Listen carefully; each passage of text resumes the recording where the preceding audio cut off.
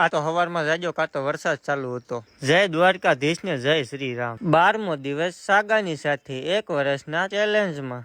ના તો સવારનો આપડા વાડીનો ગેરેજ આવી સીધી જ કાઢી પાય પછી તો ધીંગાણું કરી નાખ્યું બાકાજીકી 2 તારીખ ને 7 જય માતાજી ને હર હર મહાદેવ। પછી ધોઈ નાખ્યો એક અલ્ટો 800। પછી મને એવું લાગ્યું આ વરસાદ આવશે। ફાઇનલી અમારે સુખનો સૂરજ ઉગી ગયો અને અમારા જામનગરમાં વરસાદ ચાલુ થઈ ગયો।